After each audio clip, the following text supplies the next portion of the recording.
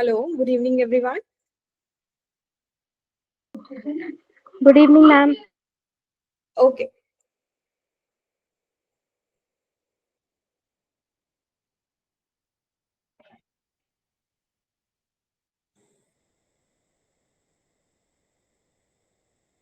Slide visible है सबको? Yes, ma'am.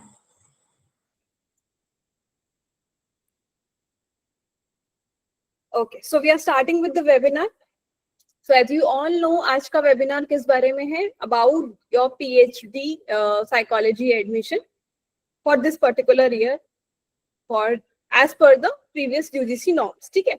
अभी तक UGC ने जो क्राइटेरियाज दिए हैं उसके बेसिस पे we'll discuss today कि PhD psychology के लिए क्या-क्या requirements हैं. So within this webinar today, what we'll discuss, firstly we'll discuss about the basic eligibility criteria in detail. Then we'll discuss what are the prerequisites, यानी कि PhD join admission लेने के लिए क्या-क्या चीजें हैं जो आपको पहले ही ध्यान में रख के चलनी है, हम उसके बारे में भी डिस्कस करेंगे. Then we'll also discuss about the outline of your research proposal. PhD admission के लिए हमें एक research proposal submit करना होता है. So we'll discuss about that also. And then we'll also discuss about few tips for your interview. Okay, PhD के लिए you have to sit for interviews. Interviews में बैठने के लिए कैसी तैयारी करनी है, क्या पूछा जाता है, उसके बारे में भी बात करेंगे. कुछ additional insights भी मैं बीच-बीच में देती रहूंगी. लास्ट में हम आपकी क्वेरीज लेंगे. ओके, सो तब तक के लिए आप लोग ध्यान से मेरी बातें सुनिए एंड अपने डाउट्स को बचा के नोट करके रखिए. जैसे ही मैं अपनी बात खत्म करती हूँ, will take up your doubts also. ठीक है? Is it fine with everyone? सब लोग कंफर्टेबल है? Yes, ma'am. ओके.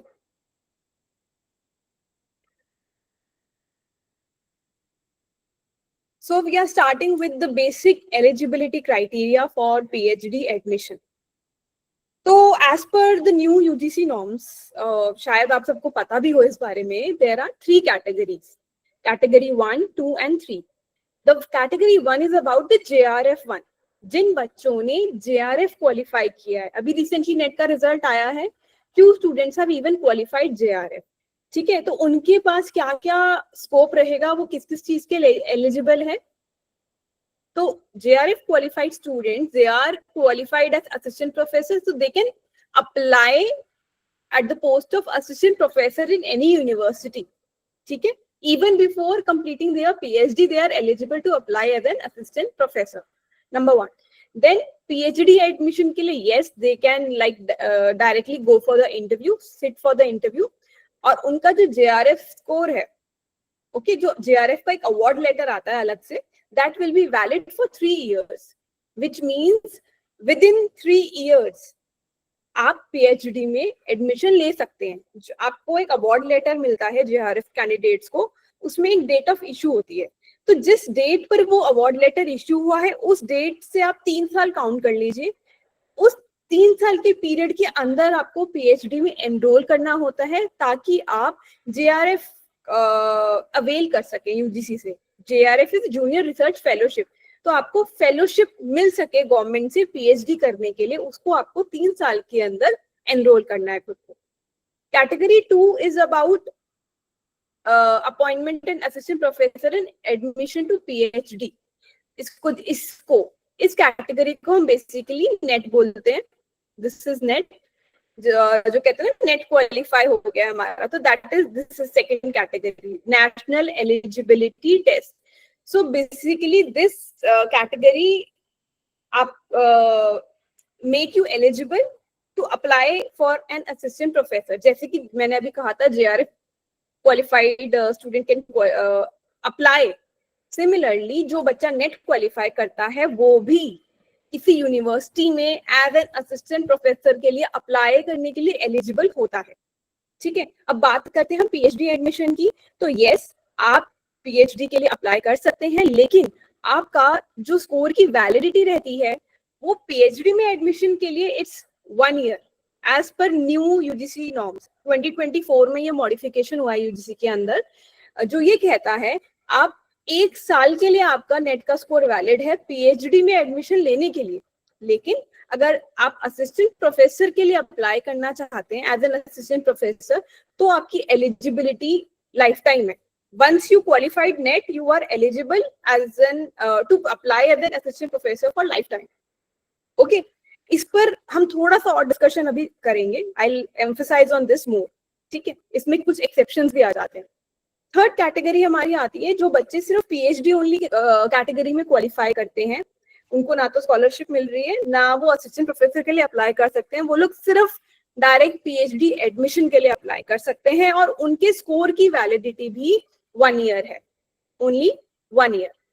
ठीक है, तो यूजीसी के न्यू नॉर्म्स के अकॉर्डिंग जिन बच्चों ने जेआरएफ क्वालिफाई किया है, ओके, वो डायरेक्ट पीएचडी इंटरव्यू में जाके बैठ सकते हैं. Okay, on the basis of interview only. आप लोगों को जो सिलेक्शन होगा वो आपके इंटरव्यू पे बेस्ड होगा. तो you just need to give your best in your interview session. आपको वहां अपना बेस्ट देना है. उसके लिए भी अभी हम डिस्कस करेंगे क्या क्या कर सकते हैं. And you will definitely be selected. आपको शायद अगर आप एम कर रहे हो 2-4 मेन यूनिवर्सिटीज, मे बी आपको 2-4 में से most of them will offer you a seat. ठीक है, यूनिवर्सिटी भी एनकरेज करती है, दे वांट कि जेआरएफ स्टूडेंट्स उनके पास आए. ओके, अब हम आते हैं कैटेगरी 2 एंड 3 पे. कैटेगरी 2 एंड 3 के पास स्कोर कार्ड, आपके पास स्कोर कार्ड होगा, आपके मार्क्स आते हैं, आपकी परसेंटाइल आती है. तो उन मार्क्स का 70% वेटेज लगेगा और जो आप इंटरव्यू दोगे वहां पर किसी यूनिवर्सिटी में, तो उस इंटरव्यू की जो क्वालिटी होगी उसका 30% स्कोर लगेगा. तो बेसिकली 70% प्लस 30%, इस तरीके से आपका एक न्यू मेरिट लिस्ट तैयार होगी. ओके, तो जितने भी बच्चे अप्लाई करेंगे उनके इस तरीके से वो लोग मार्क्स लगाएंगे, ये यूनिवर्सिटी करेगी और एक प्रॉपर मेरिट लिस्ट जनरेट करेगी एडमिशन के लिए, कि डिपेंडिंग ऑन कि उनके पास कितनी सीट्स हैं, कितने बच्चे आए हैं, कितनों ने अप्लाई किया है, उस बेसिस पे. ओके, सो बेसिकली पहले एंट्रेंस एग्जाम यूनिवर्सिटी वाले लिया करते थे पर्सनल पीएचडी के लिए, बट अभी यूजीसी ने नेट और पीएचडी के कोर्स को ही मैंडेट कर दिया है. तो it is treated as an entrance exam for you.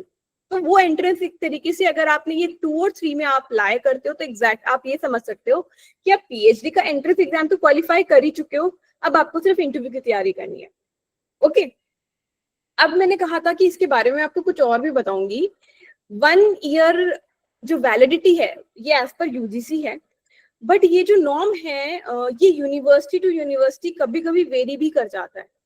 तो आपको उस चीज के लिए आप जिस यूनिवर्सिटी में अप्लाई कर रहे हो ना, वहां पर एक बार बात करनी पड़ेगी पर्सनली कि फॉर एग्जाम्पल आपने नेट लास्ट ईयर क्वालिफाई किया था और आपका 1 ईयर का टाइम पीरियड खत्म भी हो चुका है.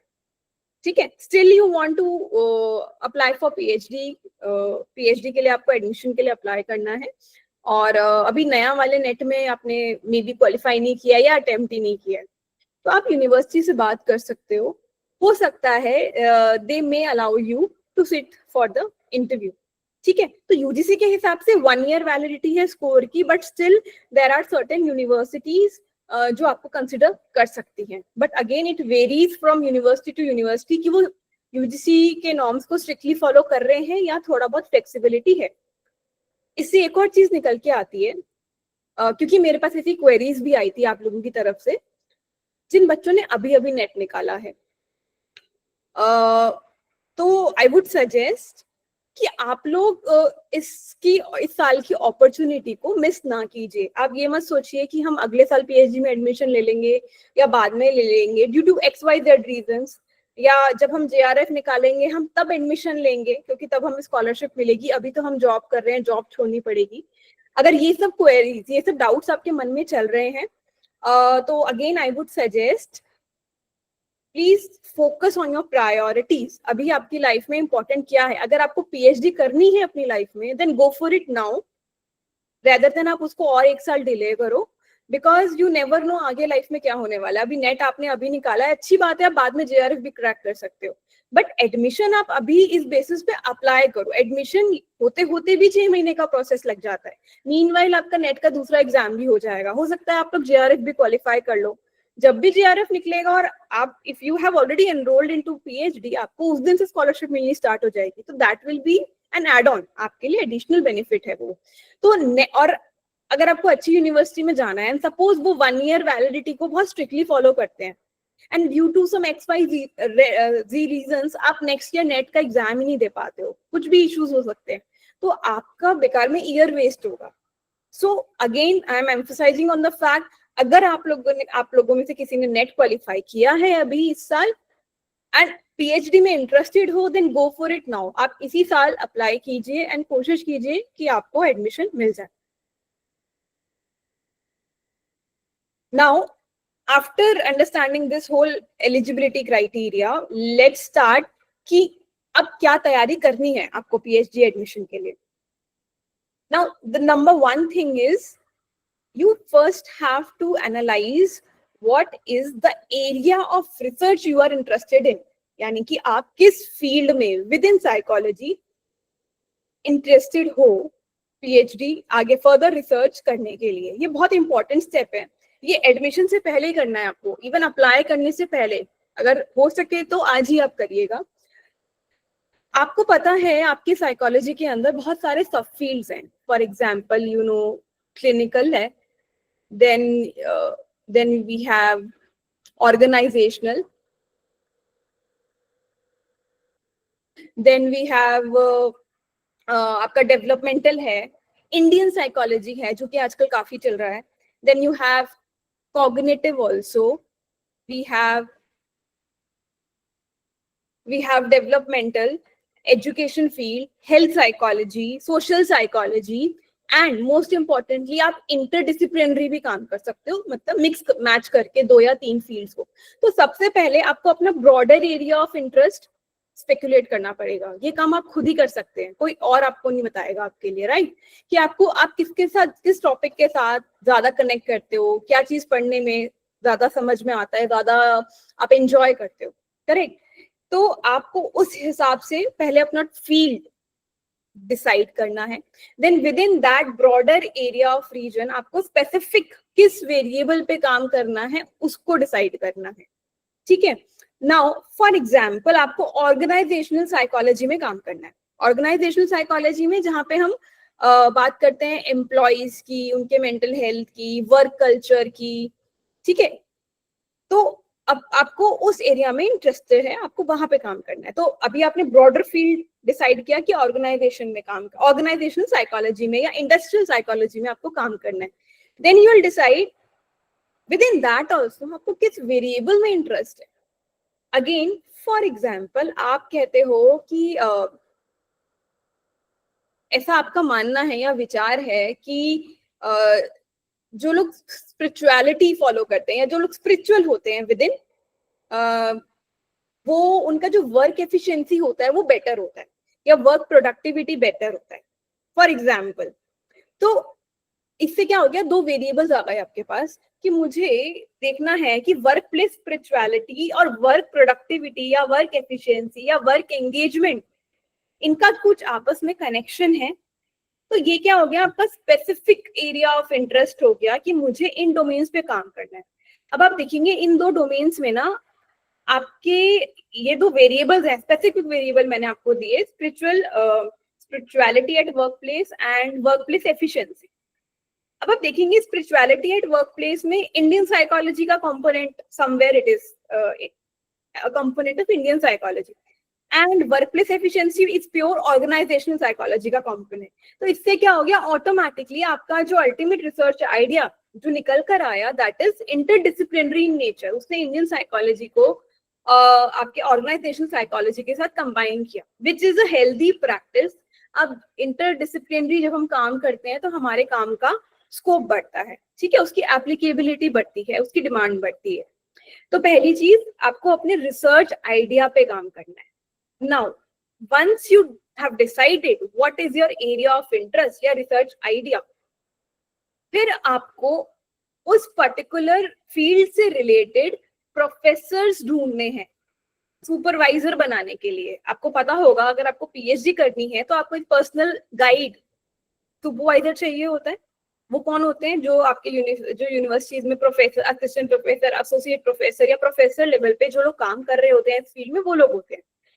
But how to choose them, तो तो you have to figure it out. आपको वेबसाइट पे जाके उनके बायोडेटा स्टडी करके, उनके रिसर्च पेपर स्टडी करके देखना पड़ेगा कि जिसमें आपको इंटरेस्ट है उस फील्ड में कौन कौन लोग काम कर रहे हैं, ठीक है, या फिर किसी पर्टिकुलर यूनिवर्सिटी में आपको इंटरेस्ट है तो आप देखोगे उनके प्रोफेसर की लिस्ट आप जरूर देखिए कि इसमें कौन कौन से साइकोलॉजी के प्रोफेसर हैं, उन सबके एरिया ऑफ इंटरेस्ट क्या है, किस तरीके के रिसर्च पेपर उन लोगों ने पब्लिश किए हैं अभी तक, एंड वहां से you will have some idea कि आप किसके साथ काम करना चाहते हैं।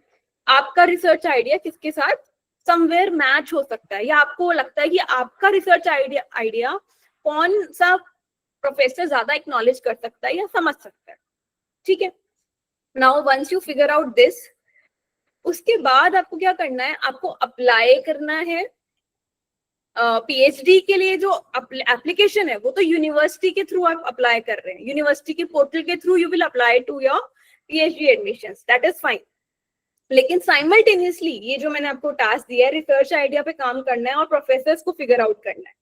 तो उन जिन यूनिवर्सिटी में आप अप्लाई कर रहे हो उनके प्रोफेसर्स को फिगर आउट किया, आप उन्हें या तो पर्सनल मेल लिखिए, दूसरा आप जाके उन्हें पर्सनली मिल भी सकते हैं रिगार्डिंग योर रिसर्च आइडिया। आप उनसे अपना रिसर्च आइडिया डिस्कस कीजिए, टेल देम सर और ma'am I want to work along with you, या आपके गाइडेंस में हम या मेंटरशिप में हम काम करना चाहते हैं और ये मेरा रिसर्च आइडिया है, so just go and create an impact. आप जाके बात कीजिए उनके साथ।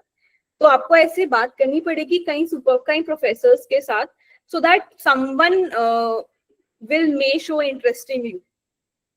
नाउ इसका इम्पैक्ट क्या होता है, जब आप इंटरव्यू में बैठते हैं वहां पे वही प्रोफेसर्स होते हैं जिनके साथ आप बात करके आए हैं या बात नहीं करके आए हैं, प्रोफेसर्स तो वही बैठेंगे उनके पैनल में पीएचडी इंटरव्यू के लिए उसी सब्जेक्ट के, ठीक है।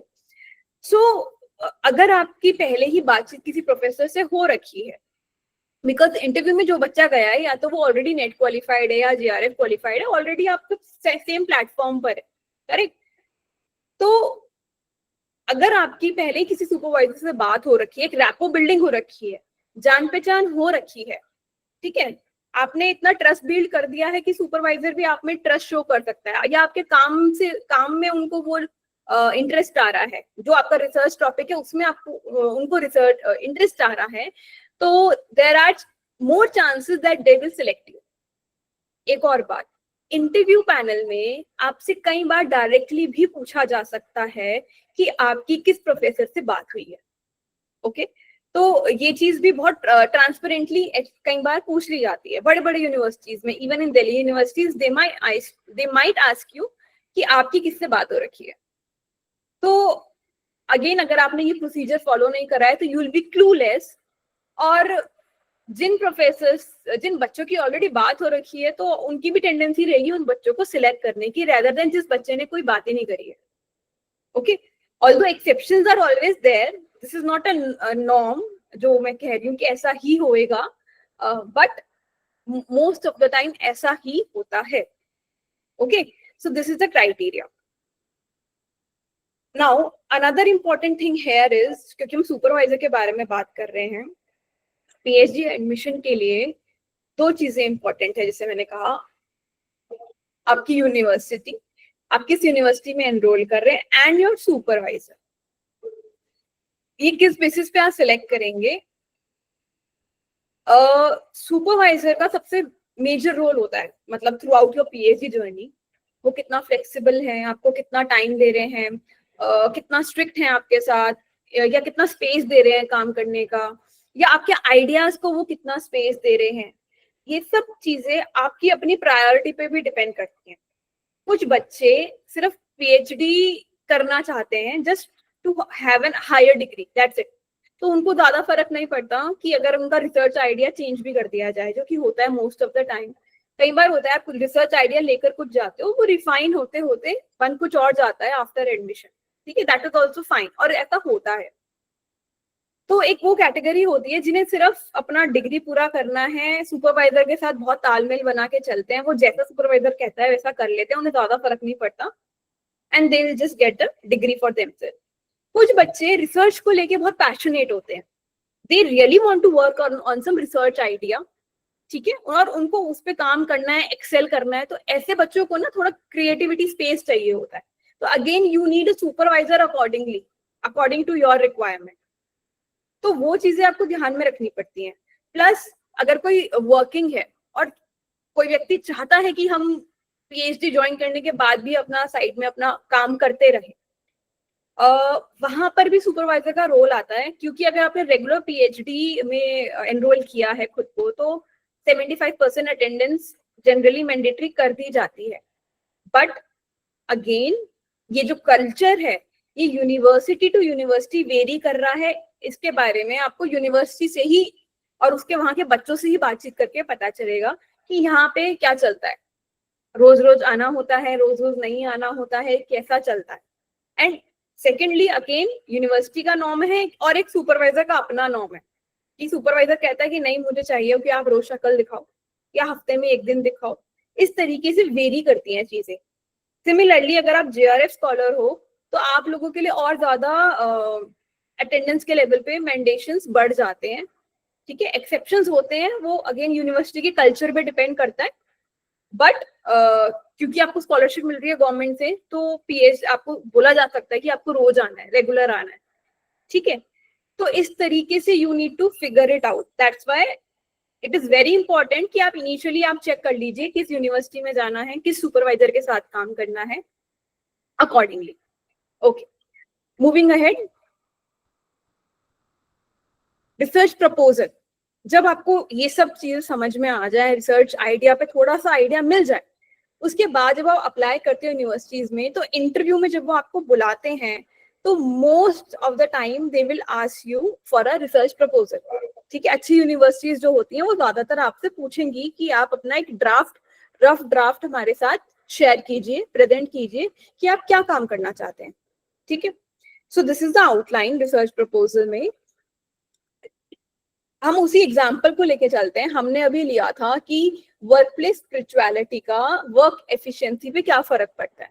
तो आपको इनिशियली बेसिक इंट्रोडक्शन देना है कि आपने ये टॉपिक कहाँ से डिराइव हुआ, वर्क प्लेस स्पिरिचुअलिटी का मतलब क्या होता है, वर्क एफिशिएंसी में क्या क्या चीजें आती हैं. ठीक है, तो एक बेसिक इंट्रोडक्शन आपको पहले इनिशियली देना है. Then review of literature. Review of literature के लिए आपको जो ऑलरेडी एग्जिस्टिंग रिसर्च पेपर्स हैं वो स्टडी करने हैं. दे आर अवेलेबल, आप गूगल कीजिए. स्कोपस के पेपर्स अगर आप निकालते हैं तो उनकी वैलिडिटी ज्यादा मानी जाती है. इंडियन स्टडीज भी निकालिए. तो इस पर्टिकुलर वेरिएबल पे आप देखिए क्या क्या काम पहले से हो रखा है. क्या स्पिरिचुअलिटी और वर्क प्लेस पे भी ऑलरेडी काम हो रखा है. ठीक है, अब रिव्यू ऑफ लिटरेचर हम कर क्यों रहे हैं? अगर सपोज इस पे पहले से काम हो रखा है, स्पिरिचुअलिटी कैसे वर्क प्लेस एफिशिएंसी अफेक्ट कर रही है, इस पे पहले ही काम हो चुका है, तो आप क्या नया कर रहे हो? They will ask you the same question, आप नया क्या ही कर रहे हो फिर? तो आपको जो रिव्यू ऑफ लिटरेचर करते हैं तो उसका मतलब ही ये है, आप देखिए क्या क्या काम हो रखा है और क्या क्या रिसर्च गैप एग्जिस्ट करता है. ठीक है, what are the research gap, ये सबसे इंपॉर्टेंट क्वेश्चन है कि अभी तक जो काम, जो रिसर्च इस फील्ड में जो आपने चूज किया हुआ है, या जो टॉपिक्स आपने, वेरिएबल्स आपने लिए जिसपे जो अभी तक काम हुआ है, उसमें रिसर्च गैप क्या है, यानी कि क्या कमी है, क्या लूप होल्स हैं जिसको आप अपनी रिसर्च से फिल करना चाहते हैं. आप क्या नया, क्या नॉवेल्टी है आपके रिसर्च में. ठीक है, this is very important because this will actually give you the need of your study or the rationale behind your study. आप ये स्टडी क्यों कंडक्ट कर रहे हैं वो लिटरेचर रिव्यू से डिराइव होता है. ओके, उसके बाद आप मेथड डिस्कस करते हैं. मेथड में आप you will start with basic AIIMS, क्या है आपके स्टडी का, ऑब्जेक्टिव्स क्या है. तो आप एक ऑब्जेक्टिव हो सकता है depending on your variable, 2-3 objectives भी हो सकते हैं आपके. तो यू डिसाइड अकॉर्डिंगली.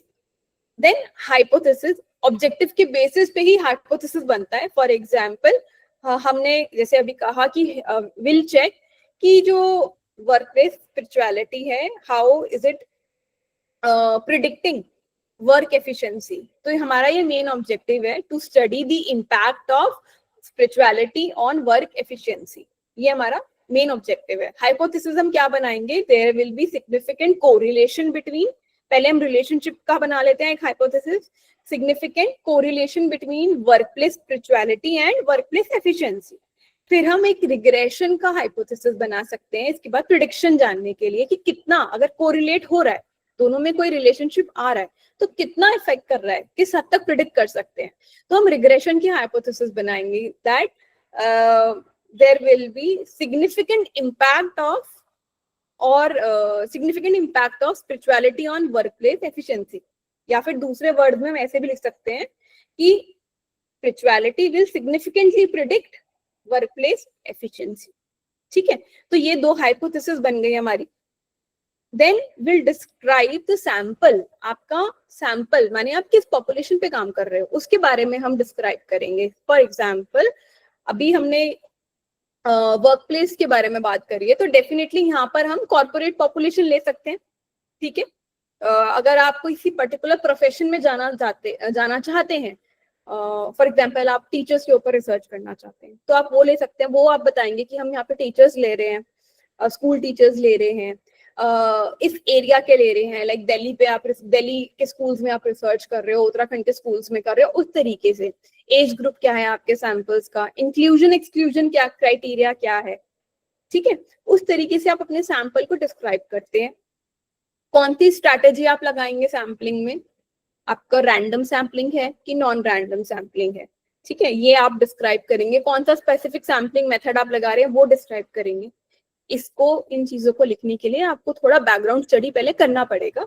ठीक है, सैम्पलिंग के क्या क्या टाइप्स होते हैं और वो सारी चीजें आपको रिवाइज करना पड़ेगा। आपने नेट के एग्जाम के लिए भी इन्हें पढ़ा होगा, बट अब इसको प्रैक्टिकली कैसे अप्लाई करना है उस तरीके से आपको दोबारा स्टडी करना होगा। देन अगेन रिसर्च डिजाइन, ये आप रिसर्च मेथोडोलॉजी में पढ़ते हैं, ये सबसे इंपॉर्टेंट पार्ट है आपके रिसर्च प्रपोजल का, कि कौन सा डिजाइन आप फॉलो कर रहे हैं। आपकी एक्सपेरिमेंटल स्टडी है, कोरिलेशनल स्टडी है, क्वालिटेटिव मेथड आप फॉलो कर रहे हैं, या क्वांटिटेटिव है, या मिक्स मेथड, जो कि आजकल बहुत चल रहा है, मिक्स मेथड बहुत एनकरेज किया जाता है, मिक्स मेथड स्टडी फॉलो कर रहे हैं। ये सारी चीजें आप रिसर्च डिजाइन में डिस्कस करेंगे, या आपका कोई कॉन्सेप्चुअल फ्रेमवर्क है वो आप डिजाइन में आप बता सकते हैं। कौन से टूल्स या मेजर्स या स्केल्स आप यूज करते हैं। साइकोलॉजी में हम करते हैं ना, एंजाइटी का स्केल, स्ट्रेस का स्केल, वेलबींग का स्केल, तो आप भी हमने डिस्कस किया। तो वर्कप्लेस स्पिरिचुअलिटी का अगर कोई स्केल है तो आप उसकी डिटेल्स देंगे, वर्कप्लेस एफिशिएंसी का अगर कोई स्केल है तो आप उसकी डिटेल्स भी देंगे वहां पे। ठीक है, बेसिक प्रोसीजर आप क्या फॉलो कर रहे हैं, एंड एनालिसिस, स्टैटिस्टिकल एनालिसिस कौन सा आप लगा रहे हैं। आपको पता है प्रोबेबिलिटी नॉन प्रोबेबिलिटी दो टाइप्स होते हैं इसमें भी, और उसमें भी आपको कौन सा रिक्वायर्ड है। कोरिलेशन है तो कौन सा स्टैट्स कोरिलेशन के लिए आप लगा रहे हैं, रिग्रेशन में भी कौन सा टाइप ऑफ रिग्रेशन आप यूज कर रहे हैं, इस तरीके से आपको डिटेल्स वहां देनी होंगी। देन बेसिक एथिक्स जो आप फॉलो करेंगे, लाइक इन्फॉर्म्ड कंसेंट लेना सबसे, काम कराने से, फॉर्म भराने से पहले, उस तरीके की चीजें। एथिकल गाइडलाइंस जो यूजीसी के द्वारा ऑलरेडी दी गई हैं, तो उसमें से how are you fulfilling those criteria वो मेंशन करना है। Now most important point is implication of your studies। ये यूजीसी ने भी मैंडेटरी किया है कि रिसर्च की वैल्यू तभी है जब उसका कोई सोसाइटी पे इम्पैक्ट पड़े, इम्प्लीकेशन हो, ठीक है, एप्लीकेशन हो आपकी स्टडी का। तो आपको ये जरूर लेके चलना है कि आपकी स्टडी से अल्टीमेटली क्या ऐसा आउटपुट निकल सकता है जिससे सोसाइटी पर पॉजिटिव इम्पैक्ट पड़े। ठीक है, कुछ किसी ना किसी वे में वो सोसाइटी के की अपलिफ्टमेंट में हेल्प करे, किसी ना किसी वे से किसी को फायदा हो उस रिसर्च से, वो आपको यहाँ पे डिस्कस करना है। तो बहुत इंपॉर्टेंट पॉइंट ये कंसिडर किया जाता है। And finally references, that too in APA format, APA 7 का फॉर्मेट अभी चल रहा है, तो वो आपको स्ट्रिक्टली फॉलो करना होगा रेफरेंसेस के लिए। थ्रू आउट जो आपने प्रपोजल में रेफरेंसेस दिए हैं, स्पेसिफिकली रिव्यू ऑफ लिटरेचर में आए होंगे, कौन कौन सी स्टडी ली है, तो वो साइटेशन वाला जो पार्ट है वो आपको देखना पड़ेगा। ठीक है, तो this was all about your research proposal. Now coming to the PhD interview tips. अब इसमें सिर्फ 2-3 बातों का ध्यान में रखना है आपको। सबसे पहले तो जस्ट रिवाइज योर बेसिक्स। ठीक है, अगर आप अगेन आपने एग्जाम क्वालिफाई किया है तो वैसे भी चीजें आपकी टिप्स पर होंगी ही, but still just revise them. आपके जो भी नोट्स हैं उनको एक बार आप रिवाइज जरूर कीजिएगा, सबसे बेसिक चीज। सेकेंड चीज, सेकेंड थिंग हियर इज, अगर आपने एमए में डिसर्टेशन किया है, ठीक है, if you have done dissertation in your MA में भी कुछ कॉलेजेस डिसर्टेशन कराते हैं, आप एक बेसिक रिसर्च करते हैं, थीसिस लिखते हैं, डिसर्टेशन रिपोर्ट लिखते हैं बेसिकली। अगर आपने ये पहले किया है और आपने पीएचडी के अगर डिटेल्स आपसे मांगी गई हैं, मेंशन किया या इंटरव्यू में पूछ सकते हैं कि एमए में डिसर्टेशन किया था, आप उस डिसर्टेशन को भी रिवाइज करके जाएंगे। मोस्ट इम्पॉर्टेंटली जो क्वेश्चन पीएचडी के इंटरव्यू में पूछे जाते हैं वो आपके रिसर्च डिजाइन से, रिसर्च जो मेथोडोलॉजी वाला सेक्शन में जो डिजाइन आप फॉलो कर रहे हो उससे पूछते हैं, स्टैटिस्टिक्स जो आप फॉलो कर रहे हो उससे पूछते हैं, इवन बेसिक सैम्पलिंग वगैरह भी आपको पता होना चाहिए। बट उनके अजम्पशंस, फॉर एग्जांपल आप मल्टीपल रिग्रेशन लगा रहे हो किसी आपके स्टडी में, तो मल्टीपल रिग्रेशन के अजम्पशंस आपको पता होने चाहिए, आपको थ्योरेटिकल और प्रैक्टिकल दोनों नॉलेज होनी चाहिए। ठीक है, तो आप क्यों लगा रहे हो, आपका नेचर ऑफ डेटा क्या है, ठीक है, प्रोबेबिलिटी सैम्पलिंग लगा रहे हो कि नॉन प्रोबेबिलिटी सैम्पलिंग लगा रहे हो, कौन सा टाइप लगा रहे हो, उसके अजम्पशंस क्या हैं, इस तरीके की चीजों को वो लोग ज्यादा एम्फसाइज करके पूछते हैं। रिसर्च डिजाइन की अगर बात हो, है ना, उसको जो आप various types of research design जब हम आरएम के टाइम पढ़ते हैं रिसर्च मेथोडोलॉजी में, वो आपके टिप्स पर होने चाहिए, उसको वो लोग ज्यादा पूछेंगे अगेन। ठीक है, तो ये दो चीजें वो घुमा फिरा के पूछ सकते हैं। अगर आप अपना टॉपिक, जैसे अभी हमने डिस्कस किया रिसर्च प्रपोजल, अगर आप वो प्रपोज करते हो वहां पे कमिटी के सामने, तो within that also proposal में भी they might focus more on methodology and the statistical section, just to check आपका एप्टीट्यूड क्या है, रिसर्च एप्टीट्यूड कितना है, वो उन चीजों पे ज्यादा फोकस करेंगे, उनकी टेंडेंसी है। ठीक है, एंड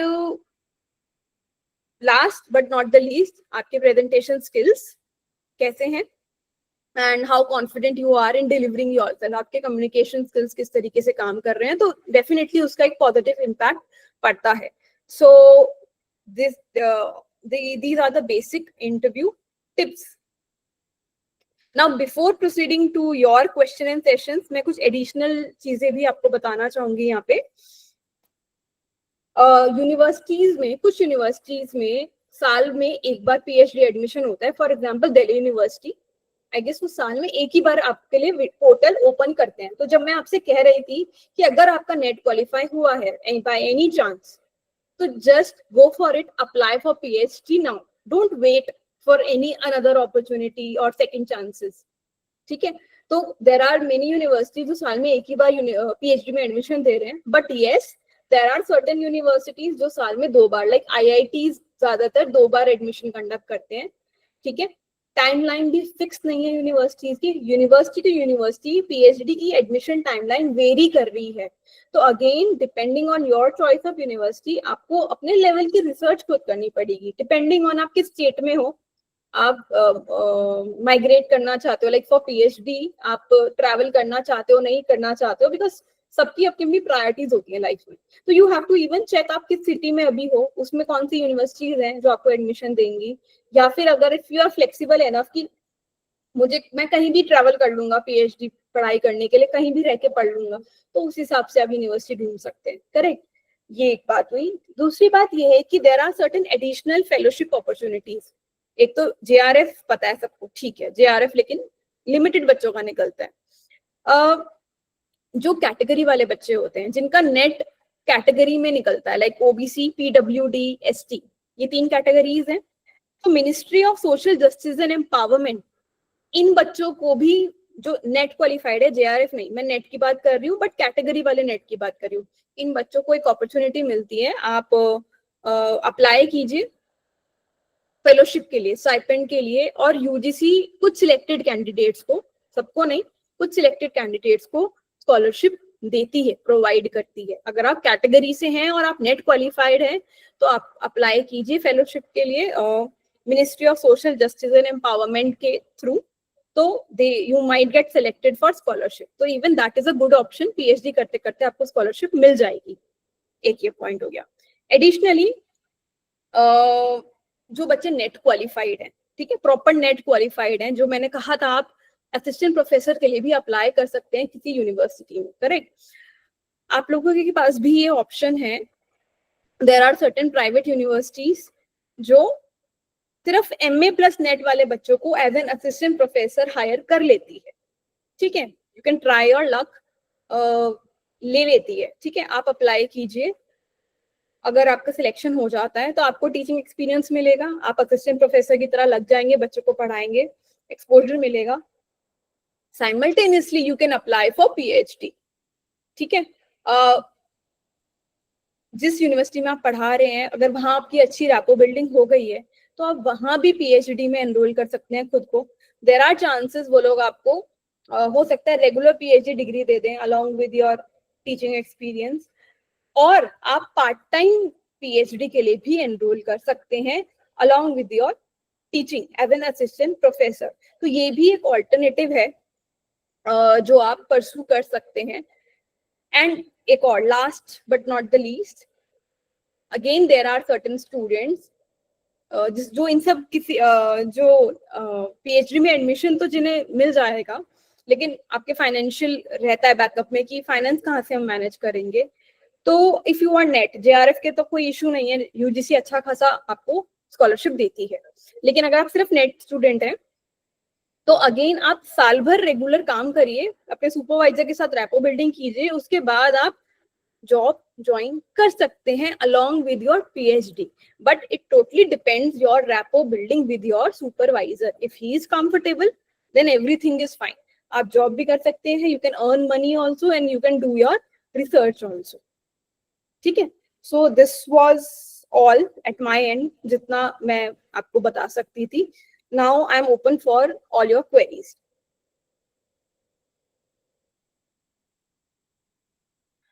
मैम रिसर्च पेपर कैसे लिखते हैं? रिसर्च पेपर कैसे लिखते हैं? ओके, जैसे मैंने अभी प्रपोजल बताया था अभी आपको, यस मैम। है ना, तो रिसर्च पेपर लिखने का भी ऑलमोस्ट कुछ कुछ, नॉट एग्जैक्टली वो, थोड़ा थोड़ा ये क्राइटेरिया होता है जिसमें हम पहले टॉपिक इंट्रोड्यूस करते हैं अपना, उससे रिलेटेड लिटरेचर और वो आप टॉपिक क्यों लिया है, अपने आप गैप डिस्कस करेंगे। फिर आपको रिसर्च मेथोडोलॉजी पे फोकस करना है, आपने क्या किया है, उसका रिजल्ट क्या आया है। प्रपोजल में हम सिर्फ प्रपोज कर रहे थे, बट रिसर्च पेपर में तो हम विद रिजल्ट बात करेंगे। पेपर का तब हम तब लिखते हैं जब हम रिसर्च पूरी कर चुके हैं, ठीक है। तो आप मेथड के बाद आप रिजल्ट भी बताओगे, आपकी स्टडी का रिजल्ट क्या आया है, and then you will conclude, discussion करोगे रिजल्ट का, फिर कंक्लूड करते हो। बट रिसर्च पेपर के बहुत सारे टाइप्स होते हैं, आप रिव्यू स्टडी कर सकते हो, आप कंसेप्चुअल पेपर लिखते हो, आप एम्पेरिकल पेपर लिखते हो, आप क्वालिटेटिव लिख सकते हो, आप मिक्स मेथड लिख सकते हो। ये सब आपको तब आएगा करना जब आप रिसर्च पेपर स्टडी करोगे। तो लिखने से पहले आपको रिसर्च पेपर्स जो इंटरनेट पे अवेलेबल हैं, आपको उन्हें स्टडी करना पड़ेगा, आपको बैकग्राउंड में देखना पड़ेगा कि रिसर्च मेथोडोलॉजी के क्या क्या टाइप्स होते हैं। तो जब तक आपका बेसिक बैकग्राउंड क्लियर नहीं होगा ना, आप उसको पेपर में ट्रांसलेट करने में थोड़ी दिक्कत आएगी। तो जितना रिसर्च पेपर्स आप स्टडी करोगे, आप कोई जो भी आपका एरिया ऑफ इंटरेस्ट है ना, आप उससे रिलेटेड रिसर्च पेपर आज डाउनलोड कर लीजिए, ठीक है, गूगल पे जाके अच्छे पेपर्स को, and just go through them once. एक बार आप उन्हें गो थ्रू कीजिए, क्या है, कैसे, किस तरीके से लिखा गया है, क्या फॉर्मेट। आप 4-5 पेपर भी देखोगे तो आपको थोड़ा आइडिया लग जाएगा कि पेपर कैसे फॉर्मुलेट किया जाता है, ठीक है। Yes ma'am. Okay, next query.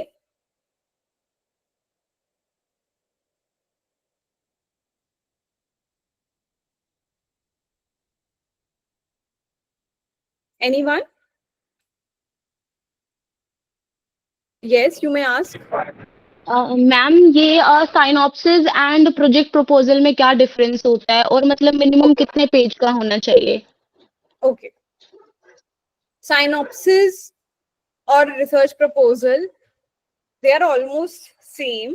फर्क सिर्फ इतना ही है जो अभी हमने डिस्कस किया है, this is something you are proposing for your PhD admission, ठीक है। आप प्रपोज कर रहे हो PhD एडमिशन के लिए, तो इसको हम ब्रीफ रखते हैं। आप ये इसमें फिलहाल पेजेस का कोई रोल नहीं है PhD एडमिशन के लिए, सिर्फ कंसेप्चुअलाइज होनी चाहिए चीजें, ठीक है। इसमें अभी फिलहाल पेजेस का इतना रोल नहीं है। जब आप PhD में एडमिशन लेने के बाद अपनी रिसर्च डिजाइन करते हो, ठीक है, उसके बाद आप साइनॉप्सिस लिखते हो। रिसर्च प्रपोजल से साइनॉप्सिस तक पहुंचते पहुंचते काफी चीजें बदल जाती हैं, आइडियाज में बहुत चेंजेस आ जाते हैं। तो उसका प्रोसीजर सेम होता है, जो अब ये प्रपोजल का प्रोसीजर था वो प्रोसीजर सेम रहता है, बट वो ज्यादा डिटेल्ड और मोर रिफाइंड वर्जन होता है. Again there is no strict criteria of number of pages. यहाँ पे जो हेडिंग्स हमने डिस्कस किए थे वो हेडिंग्स अच्छे से कवर होने चाहिए. तो आपके मिनिमम 10 पेजेस और मैक्सिमम 15 से 20 पेज में अच्छा रिसर्च प्रपोजल तैयार हो जाता है, मतलब साइनॉप्सिस तैयार हो जाता है बेसिकली. बट वो आफ्टर पीएचडी का काम है, और उसमें आपको बहुत गाइडेंस यूनिवर्सिटी से, सीनियर से और सुपरवाइजर से मिलती है. Is it fine?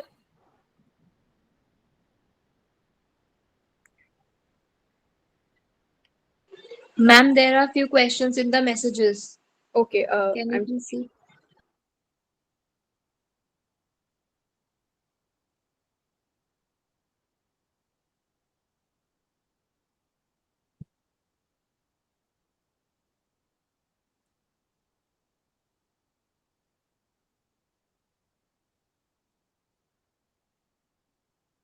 Ma'am, job के साथ पीएचडी कैसे कर सकते हैं? ओके, एक minute. I am taking the questions from the chat one by one. Okay ma'am, can you use English starting में? किशोर, यो किशोर, I hope you have got the webinar. I have tried to use both the languages so that both the category of students should understand what is going on.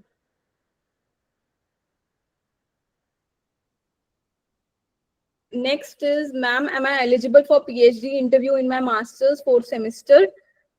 Master's fourth semester, as my master's will complete in June 2026. Okay. Without completing your master's, you cannot apply for PhD. ये तब हो सकता है जब आप masters के exams दे चुके हो फाइनल सेमेस्टर के और बस रिजल्ट ही पेंडिंग है, तब प्रोविजनल के बेसिस पे आप पीएचडी के लिए अप्लाई कर सकते हो. बट अभी अगर टाइम है उसको कंप्लीट होने में, तो आप पीएचडी के लिए अप्लाई अभी नहीं कर सकते हो. Ma'am, can you please suggest some of the top universities for psychology that should be targeted? Okay, again बहुत सारे क्राइटेरियाज, ओजस बहुत सारे क्राइटेरियाज पे डिपेंड करता है ये. If you are like someone who is just targeting the good universities और आप कहीं भी जाके पढ़ने के लिए तैयार हो, तो आप अगेन जैसे मैंने कहा था, थोड़ा अपने रिसर्च टॉपिक पे, रिसर्च एरिया पे काम करो. फॉर एग्जाम्पल, आपको सोशल साइकोलॉजी में इंटरेस्ट है एंड सोशल साइकोलॉजी से रिलेटेड कोई बहुत इंटरेस्टिंग आपने टॉपिक बनाया है सोशल, जिससे सोसाइटी को बहुत बेनिफिट हो, तो you may go and apply in TISS, Tata Institute of Social Services. Top institute माना जाता है, बट वो सोशल साइकोलॉजी के टॉपिक्स को इन्फ्लुएंस करते, मतलब उनको ज्यादा अच्छी अपॉर्चुनिटी देता है, तो आप वहां टारगेट कर सकते हो. अगर आप ऑर्गेनाइजेशनल साइकोलॉजी में करना चाहते हो and you are very enthusiastic about it और कुछ नया लेकर आना चाहते हो, देन टारगेट आईआईटीज.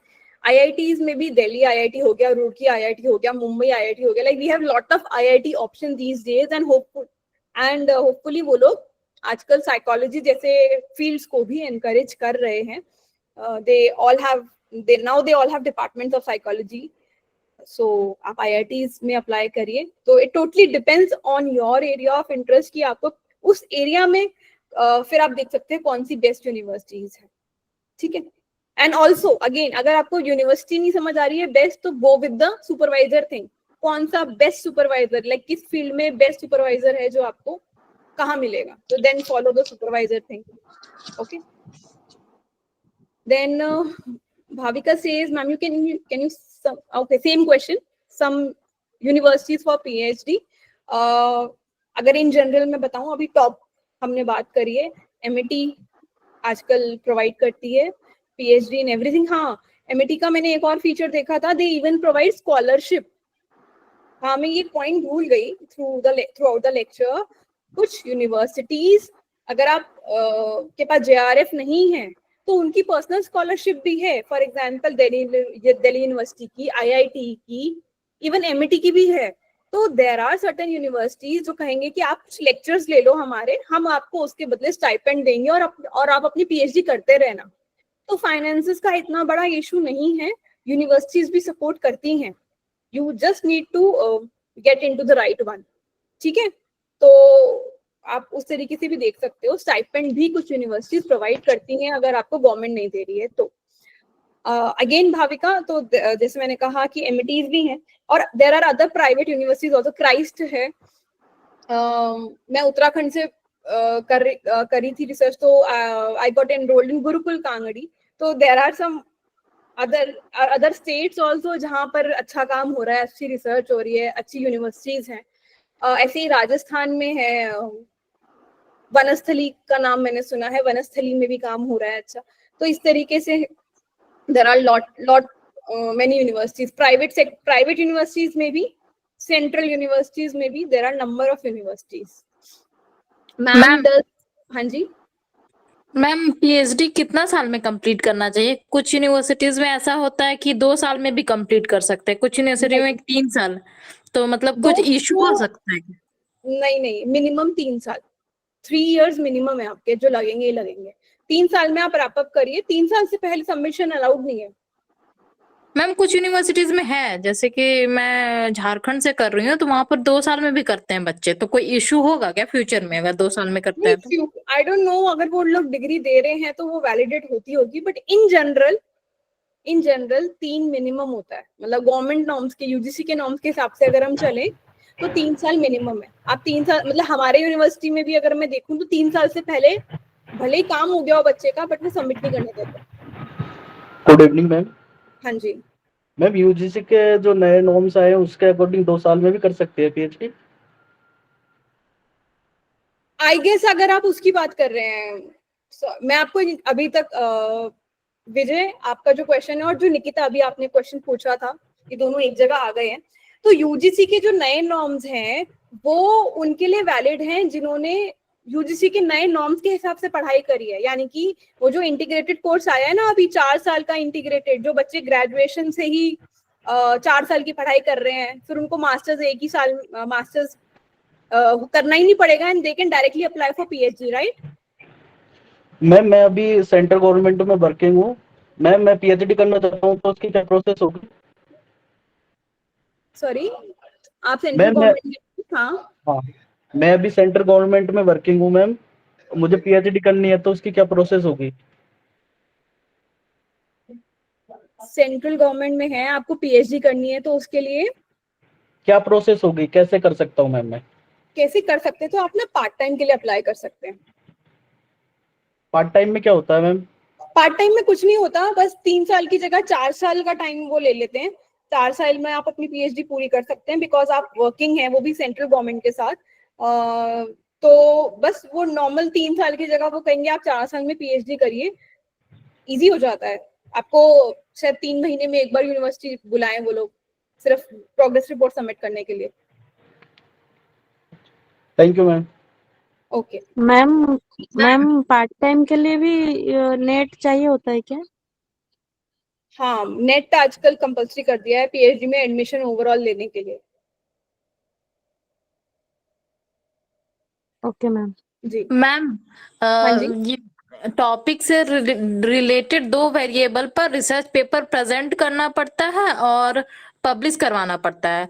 तो अगर प्रेजेंट हम लोग ऑनलाइन करते हैं और सर्टिफिकेट में लिखा रहता है कि ऑनलाइन पेपर प्रेजेंटेशन हुआ है, तो इसके लिए कोई दिक्कत है क्या मैम, कि ऑफलाइन ही करना जरूरी है या फिर ऑनलाइन भी कर सकते हैं?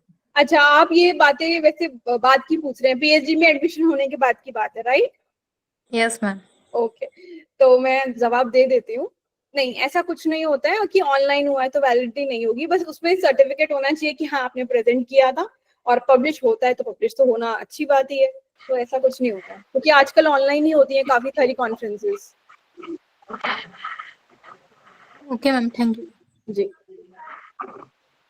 ओके मैम अगर पीएचडी कर रहे हैं और नेट करना इम्पोर्टेंट है, कंपलसरी है प्रोफेसर के लिए, फिर से अगर हम प्रोफेसर अप्लाई करते हैं तो मैम अगर पीएचडी में एडमिशन ले लिया है, पीएचडी कर रहे हैं, और तो फिर नेट को क्वालिफाई करना कंपलसरी है एज अ प्रोफेसर? ओके, आप कह रहे हैं कि आप पीएचडी में एडमिशन ले चुके हैं, उसके बाद भी नेट क्वालिफाई करना जरूरी है कि नहीं, राइट? जी जी जी जी ma'am. Okay, so I would suggest to everyone जो पीएचडी में एडमिशन ले चुका है और जो लेने की तैयारी कर रहा है, आप लोग प्लीज नेट क्वालिफाई करके रख लीजिए अपने पास, भले यूज मत करिए बट रख लीजिए, बिकॉज जब आप पीएचडी करके बाहर निकलेंगे ना, और जब आप कंपटीशन, आप पीएचडी क्यों कर रहे हैं, ऑब्वियसली आप असिस्टेंट प्रोफेसर के लिए अप्लाई करेंगे in future, correct Shabina? Yes ma'am, yes है मैम। ना? तो आप सोचिए जब आप 2-3 साल बाद जब आप अप्लाई करने जाएंगे असिस्टेंट प्रोफेसर के लिए, वहां पे नेट, आई नो पीएचडी वाले को भी कहते हैं कि एलिजिबिलिटी है कि अगर आपने पीएचडी करी है तो भी आप अप्लाई कर सकते हैं, और अगर आपने नेट किया है तो भी आप अप्लाई कर सकते हैं। तो एमए प्लस नेट के बच्चे को वो आपकी इक्विवेलेंट बिठाएंगे इंटरव्यू में, ठीक है? And then there will be other scholars also जिनके पास पीएचडी के साथ साथ नेट भी होगा, जेआरएफ भी होगा, मैक्सिमम बच्चों के पास होगा, आई एम टेलिंग यू, ठीक है? तो वहां पर आपको इंफीरियर फील नहीं होना चाहिए, वहां पे आपको ये ना लगे कि मुझको अब अपॉर्चुनिटीज क्यों नहीं मिल रही हैं, बिकॉज अब आप देखो यूजीसी ने नेट मैंडेटरी कर दिया है इवन फॉर पीएचडी। तो आपके जो जूनियर्स हैं, आने वाले जो बच्चे हैं आपके नीचे जो आएंगे पीएचडी में, सब नेट वाले आएंगे। Yes ma'am. तो आप देखो कंपटीशन में कहीं ना कहीं पीछे रह जाओगे, correct? Yes ma'am, thank you ma'am. अच्छी अपॉर्चुनिटीज के लिए नेट इज मैंडेटरी, प्लीज, ये सबके लिए है। साइकोलॉजी फील्ड में अगर आप इस रिसर्च फील्ड में और आगे प्रोफेसरशिप में जाना चाहते हैं तो नेट इज मैंडेटरी। जो ऑलरेडी पीएचडी में एंटर कर चुके हैं विदाउट नेट, उनके लिए भी net is mandatory. Okay ma'am, लेकिन मैम, इंटर जब असिस्टेंट प्रोफेसर का मेरिट बनता है तो नेट वालों को 10 नंबर मिलता है मैम, और जो पीएचडी करके आते हैं उन्हें 15 नंबर मिल जाता है, तो हाँ, तो ऑटोमेटिक उनका इंटरव्यू में ज्यादा मार्क्स हो जाता है। नहीं, तो लेकिन जो पीएचडी और नेट दोनों करके आते हैं, हाँ मैम, उसके लिए तो है वो, लेकिन actually I am telling you this only, maximum बच्चे उस कैटेगरी को बिलोंग करते हैं आज, और मेरे जैसे चले गए अगर वो पीएचडी और जेआरएफ दोनों, तो तो आप समझ रहे हैं? तो मैं वो आपके बेनिफिट के लिए ही कह रही हूँ, क्योंकि I am seeing this with my को स्कॉलर्स, वो सब चीजें आई एम विटनेसिंग अभी, ठीक है? किसको क्या प्रॉब्लम फेस हो रही है, इसलिए I decided to have this webinar, ताकि मैं निचोड़ दे सकूं कि क्या चल रहा है रियलिटी में बैकग्राउंड में, ठीक है? तो there are students, there are scholars जिन्हें मैं जानती हूँ, they are struggling to get good opportunity, कि अगर उन्होंने पीएचडी कर ली है पर नेट नहीं किया है अभी तक, ठीक है? Thank you so much. Okay. Ma'am, does the institute matter if the supervisor is a perfect fit? No. अगर आपको लगता है आपका सुपरवाइजर एक परफेक्ट फिट है आपके रिसर्च वर्क के लिए, देन गो फॉर इट। आपको अल्टीमेटली यूजीसी रिकॉग्नाइज्ड यूनिवर्सिटी से पीएचडी करनी है, तो ऐसा कुछ नहीं है कि यूनिवर्सिटी का टैग इंपॉर्टेंट है, बल्कि आपके काम को आपके सुपरवाइजर के नाम से भी जाना जाता है एट टाइम्स। अगर आपका सुपरवाइजर बहुत अच्छा है और उनका नाम ऑलरेडी होगा, उनके पब्लिकेशंस ऑलरेडी होंगे, तो देयर आर हायर चांसेस कि आपके पब्लिकेशंस भी और अच्छे पब्लिश हो। अगर आप बाहर जाते हैं कॉन्फ्रेंसेस के लिए फर्दर, या इंटरव्यू में बैठते हैं, हो सकता है आपके सुपरवाइजर को पहले से ही लोग जानते हो, तो उससे आपकी वैलिडिटी भी बढ़ती है एज अ रिसर्चर, ठीक है? तो अगर सुपरवाइजर आपको लगता है बहुत बढ़िया मिल रहा है, तो then just go for it. Ma'am, job के साथ पीएचडी कैसे कर सकते हैं, कहाँ से कर सकते हैं? जॉब के साथ मैंने अभी आपको बताया था, पीएचडी आप कर सकते हैं depending on the university criteria and the supervisor thing। अब पेपर पे जो क्राइटेरिया यूनिवर्सिटी लिखती है उसके हिसाब से तो नहीं कर सकते, लेकिन इनसाइड क्या चल रहा है ना, वो आपको इनसाइड जाके वहां के बच्चों से ही पता चलेगा, ठीक है? तो आप पहले ये देख लीजिए, अगर आप, जैसे मैंने कहा था, प्रायोरिटी चेक कर लो, घर के पास करना है या घर से दूर जाके दूसरे शहर में करना, उस हिसाब से यूनिवर्सिटी देखो, फिर वहां पे जाके थोड़ी इंक्वायरी करो कि किस यूनिवर्सिटी का क्या कल्चर है। पीएचडी का कल्चर है सबकी, सब यूनिवर्सिटीज का अपना अपना, उस कल्चर को आपको थोड़ा एक्सप्लोर करना पड़ेगा। ये यूनिवर्सिटी टू यूनिवर्सिटी वेरी कर रहा है, कंप्लीटली वेरी कर रहा है। Thank you for an insightful session. How to come to a point where you go ahead with just one topic when you are confused between 2-3 topics for your proposal. Okay. Proposals को लेके 2-3 topics हैं अगर दिमाग में, that पहली बात, congratulations for that कि आप उस स्टेज पर तो पहुंच गए हैं कि you have figured out 2-3 topics for you, ठीक है? नाउ उसमें अगर आपको फर्दर और काम करना है, then study more and more about those topics, ठीक है? इसको ना सिर्फ पीएचडी के इंटेंशन से मत लो। अगर आपने 2-3 टॉपिक फिगर आउट करे हैं ना, थोड़ा सा अपना रिसर्च एप्टीट्यूड जगाओ, थोड़ा इंटरेस्ट जगाओ और उन टॉपिक्स के बारे में पढ़ना शुरू करो। For example when I was starting this journey of mind, तब इंडियन साइकोलॉजी इंट्रोड्यूस भी नहीं हुआ था, which is the current topic जिसमें मैं काम कर रही हूँ। तब इंडियन साइकोलॉजी इंट्रोड्यूस भी नहीं हुआ था नेट में। तो मेरा इंटरेस्ट फिर कहाँ गया, पॉजिटिव साइकोलॉजी की तरफ। एंड मुझे किस में काम करना है, जैसे आपने कहा, ऐसे ही 2-3 टॉपिक्स मैंने फिगर आउट करे। Then I started reading in depth about them. मैंने बुक्स परचेज करी, लाइक फ्लो का कॉन्सेप्ट था, मैंने फ्लो की बुक, लर्नड ऑप्टिमिज्म की बुक, ऐसे करके कुछ बुक्स मैंने परचेज करी उस वक्त। And I started reading them and enjoying them thoroughly, क्योंकि वो नए नए टॉपिक्स थे and I enjoy learning new things. तो मुझे उसमें मजा आया। Similarly, you can go in depth of those 2-3 topics. आपको सब कुछ तो पढ़ना नहीं है, 2-3 टॉपिक आपने जो चूज करे उनके बारे में और जानकारी लो, रिसर्च पेपर्स पढ़ो, उनसे रिलेटेड आप रिसर्च पेपर्स निकालो, ठीक है। You just search and find out certain good researches, उससे आपका रिव्यू ऑफ लिटरेचर भी तैयार होगा। जब आप रिसर्च करोगे तो आपको पता चलेगा कि जो 2-3 टॉपिक की आप बात कर रहे हो उसमें रिसर्च गैप क्या है। और जब आपको रिसर्च गैप क्लैरिटी होगी ना, तो आपको जहाँ पे इम्पैक्ट फील हो कि किस फील्ड में आप ज्यादा इम्पैक्ट खुद का दे सकते हैं, ठीक है, वहां पर जस्ट गो फॉर इट। हाँ जी, Thank you for answering, ma'am. It really gave me the clarity. Okay, ठीक है। और बाकी जब आप सुपरवाइजर चूज करेंगे ना, तो gradually your topic will refine, जैसे मैंने कहा था, ठीक है। Yeah, ma'am. Thank you. With the Thank you for process, answering. it refines, yes. Ma'am, I have GATE AIR rank 14. Should I target for IIT or should I stay in my master's college, as I have good rapport with my professor and she'll be a good supervisor fit? Okay, fine. अगर आपको further PhD करना है, research करना है और आपकी already किसी अच्छे प्रोफेसर से बात हो रखी है और आपको लगता है she is a good supervisor, then go for it. आप वेट कीजिए और आप जा सकते हैं। जैसे अभी पहले भी बात हुई थी, सुपरवाइजर पे फोकस करिए कि यूनिवर्सिटी पे, ठीक है। यूनिवर्सिटी पे तब जाओ जब आपको लगता है कि सुपरवाइजर नहीं मिल रहा है अच्छा, या आपके है ना इंटरेस्ट का नहीं हो रही है चीजें। But if you are very much sure of this thing, good rapport building with your supervisor, I'm telling you, this is the most important thing you want in your PhD. Having a good supervisor is a blessing, ठीक है। Ma'am, IGNOU is also offering PhD. Can you explain what is the process of PhD for ODL more? Okay, I guess it is there online. आप apply कर सकते हैं। मुझे details अभी नहीं पता है क्योंकि मैंने इसको स्टडी नहीं किया है, but in general you can just apply through the online mode, जो इग्नू का जिस तरीके से आप मास्टर्स के लिए अप्लाई करते हैं उस तरीके से you can just simply apply. मैंने ना, I am really sorry, but मैंने ना ये भी चेक नहीं किया है कि इग्नू का जो क्राइटेरिया है एडमिशन का, मुझे लगता है वहां पर भी नेट कंपल्सरी होगा ही, ठीक है। बाकी तो ऑनलाइन है कि इसको अप्लाई करना होगा, ठीक है। तो I let you know, Vasudha Pandey, right. तो अगर मेरे पास आपका कांटेक्ट होगा तो I let you know about this thing, ठीक है। Thank you ma'am. Okay, Divyanshi Punder, my interview will also conduct in Gurukul Kamli. Okay, Divyanshi, hopefully we'll meet there.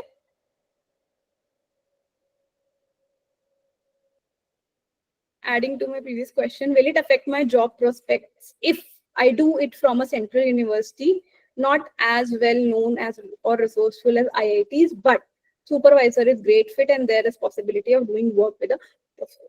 इसका आंसर मैं शायद बार बार दे चुकी हूँ।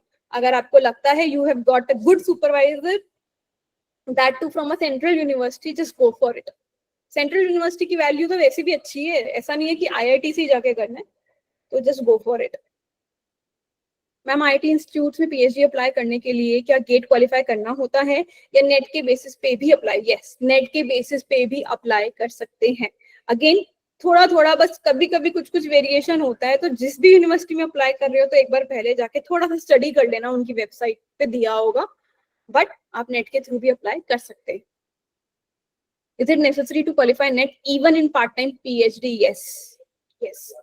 मैम, कौन सी यूनिवर्सिटी पार्ट टाइम PhD करवाती है और कौन सी जगह से कर सकते हैं? जैसे कि आप ये इग्नू से भी कर सकते हैं, और आई गेस जो अच्छी यूनिवर्सिटीज हैं इवन वो भी 1-2 सीट्स पार्ट टाइम के लिए रखती हैं। जैसे हमारी यूनिवर्सिटी है गुरुकुल कांगड़ी, वहां पर भी पार्ट टाइम के लिए 1-2 सीट्स होती हैं हर बार। तो similarly again you can check the website, part time अच्छी यूनिवर्सिटीज भी ऑप्शन 1-2 सीट्स का रखते हैं पार्ट टाइम के लिए, ठीक है।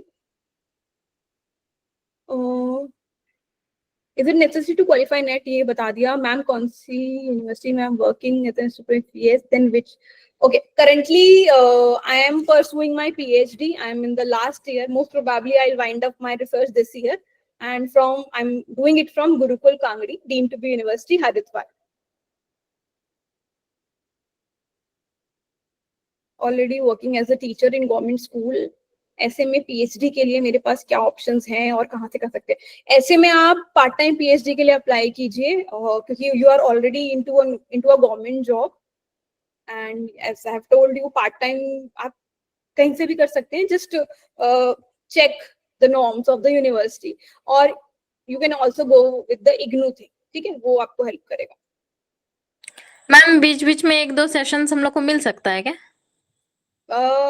I'll just try to come up with, जहाँ पे भी मुझे लगता है लूप होल्स हो रहे हैं। जैसे ये हमने वेबिनार ऐसे ही डिसाइड किया था because after this the result thing I was getting number of queries from students ना, कि मैम हमारा नेट हो गया है, अब हमें आगे कैसे काम करना है। And most of the students don't have that idea कि सुपरवाइजर इंपॉर्टेंट होता है, उससे बात करनी चाहिए। Like even I was very naive 4-5 years ago, मुझे भी नहीं पता था कि ये सब चीजें करनी होती है।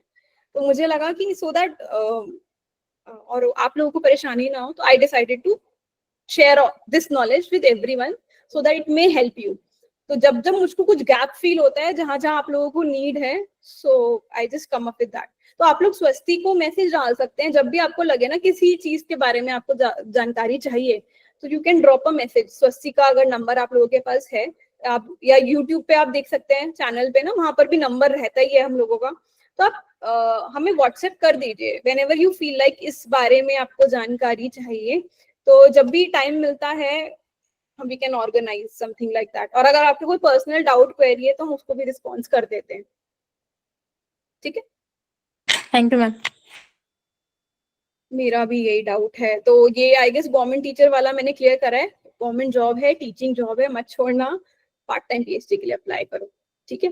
और पार्ट टाइम के लिए अगेन आप लोगों के लिए इग्नू वैसे बेस्ट प्ले करेगा, बट स्टिल अगर अच्छी यूनिवर्सिटी से करना है तो यू कैन जस्ट कहीं किसी भी यूनिवर्सिटी पे आप वेबसाइट चेक कर लीजिए, पार्ट टाइम एडमिशन दे रहे हैं तो you can go for it. हाँ जी नव्या। जी नव्या पूछिए। Ma'am, I just want to ask one thing that if we do PhD from IGNOU, does it have same value as if we are doing regular? Okay. Okay. So IGNOU, पहली चीज IGNOU का जो UGC recognised university है, correct. अगर suppose you are like net qualified doing your PhD degree from IGNOU and everything, then you may go and apply in a university as an assistant professor। आप interview में बैठ सकते हैं, पहली चीज। दूसरी चीज ये, अब आपका जो एप्टीट्यूड है ओवरऑल आपकी PhD की जर्नी के वक्त, वो लोग ना और भी चीजें देखते हैं। मतलब शायद इसके लिए एक और पूरा सेशन लग जाए कि असिस्टेंट प्रोफेसर के इंटरव्यू में क्या पूछा जाता है। तो वहां पर दे ऑल्सो चेक आपने रिसर्च पेपर कितने पब्लिश किए हैं, कहाँ पब्लिश किए हैं, स्कोपस में कितने पेपर पब्लिश किए हैं, ठीक है, आपने कोई रिसर्च कोई बुक निकाली है इस वक्त की नहीं। तो देयर आर एडिशनल थिंग्स जिससे आप अपना CV बिल्ड करते हो। तो यूनिवर्सिटी अगर बेसिक क्राइटेरिया आपका फुलफिल हो रहा है कि आपने PhD कर ली है, then they look for all the secondary things. तो अगर आपने अपने CV पे बहुत काम किया है ड्यूरिंग योर PhD, तो IGNOU से भी अगर PhD किया है, then also it is fine. Okay, got it, ma'am. And one more question, ma'am. I have cleared NET this time, and I have applied for guest faculty in a university. Correct. So now, if the PhD vacancy comes in the same university, can I apply for that, or like Yes. what is Yes, it possible? Yes, That it is. you are doing PhD from the university and you are working as a guest faculty. Is that okay? You can do that or not, ma'am? Yes, you can do that. Okay. You can do that. But again, it totally depends on thoda university and the supervisor thing, but you can do that. Okay, ma'am. मतलब at times at few places they even encourage their students कि आप पढ़ाते भी रहे और आप PhD भी करते रहे. मैम बट मैंने जो सुना है ऐसा होता है कि जहाँ आप PhD कर रहे हो you have to take free classes. So then working as guest faculty, like you're not paid for that. You're नहीं giving नहीं, अगर आप जैसे मैं हूँ JRF कैंडिडेट हूँ तो obviously I am getting scholarship from UGC. Yes. Correct? In that case, the university won't pay me, but Yes. still I am obliged to teach the students. Yes. Correct? But Yes. in your case, अगर आपको कहीं से scholarship नहीं मिल रही है, ठीक है, in that case ऐसा नहीं है, आप पढ़ा सकते हैं और वहां से आपके फाइनेंस हो सकते हैं और PhD भी आप कर सकते हैं साथ में. Okay, ma'am. Got it, ma'am. Thank you. Okay.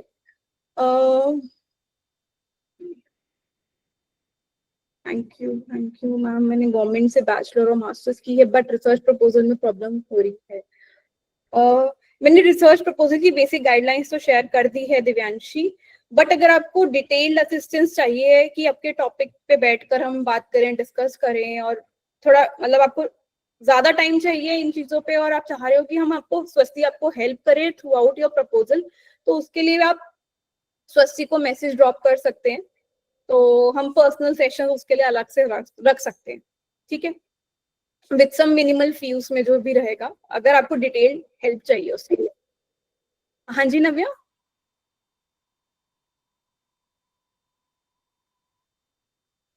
Ma'am, sorry, I might have forgotten to down now. Yeah. Okay, there is Kanupriya also. आपके भी hand raise है. Good evening, ma'am.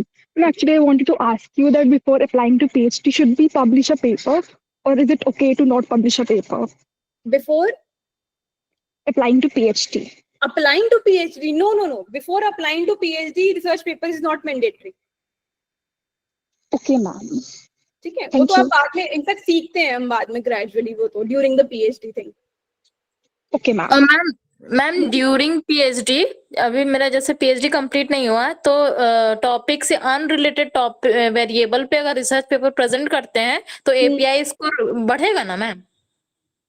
ओके, हाँ बढ़ेगा तो, बट बाकी थीसिस की ना कुछ अपनी डिमांड होती है यूनिवर्सिटी बाय यूनिवर्सिटी. जैसे वो कहते हैं आपके टॉपिक से ही आपका पेपर पब्लिश होना चाहिए, आपके टॉपिक से ही आपके 2 कॉन्फ्रेंसेस होने चाहिए. ऐसे यूनिवर्सिटी के अपने अपने नॉर्म्स होते हैं, अपने अपने प्रोस्पेक्टस में, तो एक बार आप वो चेक कर लेना.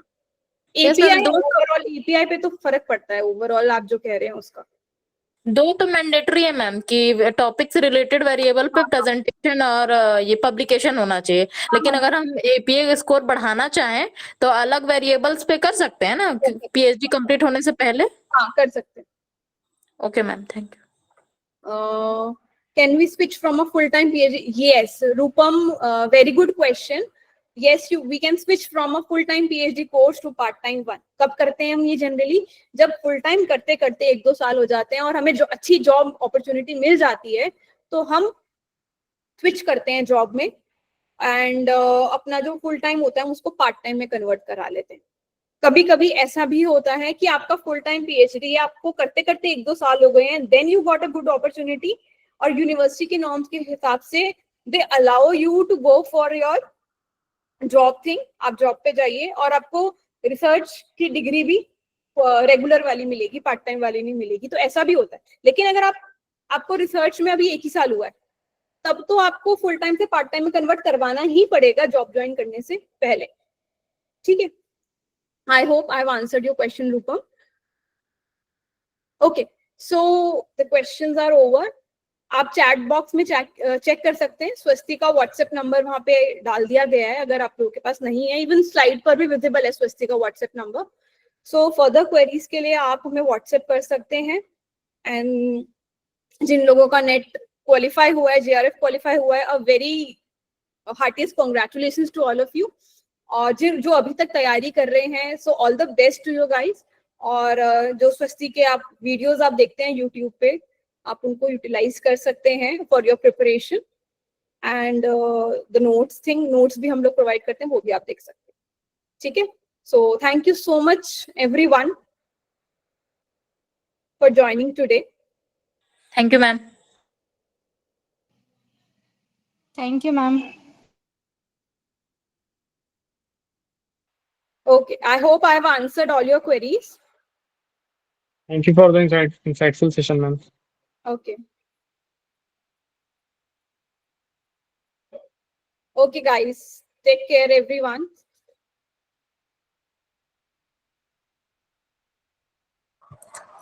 Thank you, ma'am.